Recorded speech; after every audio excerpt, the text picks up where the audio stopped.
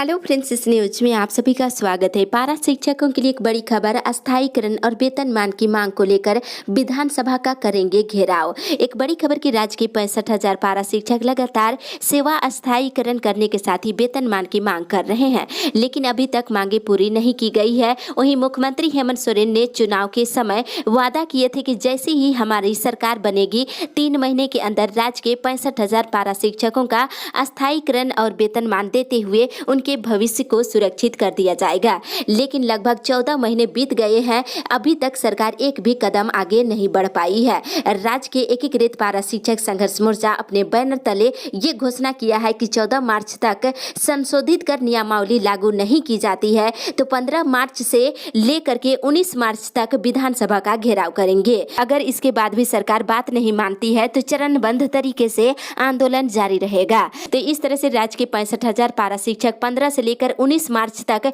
विधानसभा का घेराव करने को लेकर के रणनीति तय किए हैं।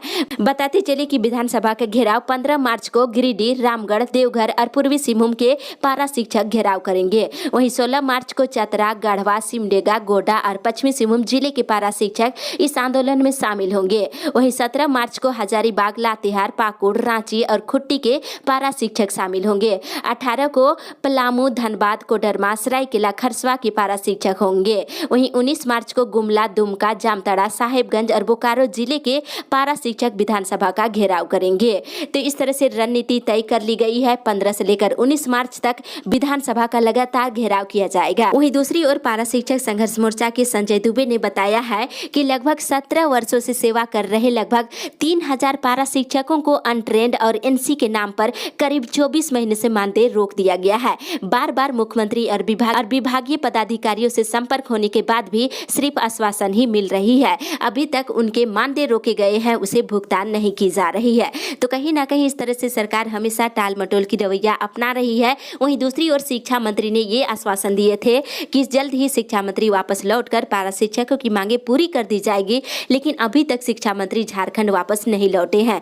इस तरह से कहीं ना कहीं कहा जा सकता है शिक्षकों की उम्मीदें और आशा अब टूटने लगी है। पारा शिक्षक एक बार फिर से जोरदार तरीके से आंदोलन को लेकर रणनीति बना लिए हैं। वहीं आपको जानकारी होगा कि 2018 में ही पारा शिक्षकों के अस्थायीकरण और वेतनमान को लेकर उच्च स्तरीय कमेटी का गठन किया था, जिसमें लगभग 13 राज्यों का भ्रमण किया गया और भ्रमण करके 9 जून को शिक्षा मंत्री की अध्यक्षता में पारा शिक्षकों के अस्थायीकरण और वेतनमान के लिए एक अंतिम बैठक की गई थी।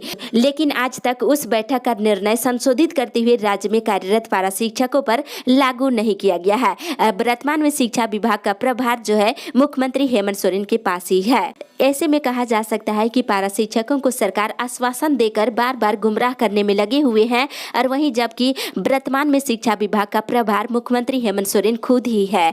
कहीं ना कहीं अगर सरकार का मनसा सही होता तो शिक्षकों की मांगे जल्द पूरी कर दी गई होती, लेकिन अभी तक मांगे पूरी नहीं की गई है। इस तरह से राज्य सरकार हमेशा पारा शिक्षकों की मांगों को दरकिनार कर रहे हैं, और कहीं ना कहीं पारा शिक्षक एक बार फिर से 15 से लेकर 19 मार्च तक विधानसभा का घेराव करेंगे। इसके बाद भी अगर मांगे पूरी नहीं की जाती है तो जोरदार तरीके से आंदोलन लगातार जारी रहेगा। इस अपडेट में बस इतना ही। पारा शिक्षक इस आंदोलन में बढ़ चढ़ के हिस्सा ले। जब तक आप सक्रिय नहीं होंगे सरकार शिथिल रहेगी। आपकी अपने जायज मांगों को लेकर के आवाज को बुलंद करना होगा। तो आगे की खबर के लिए आप हमारे साथ बने रहे। फिलहाल इस अपडेट में बस इतना ही।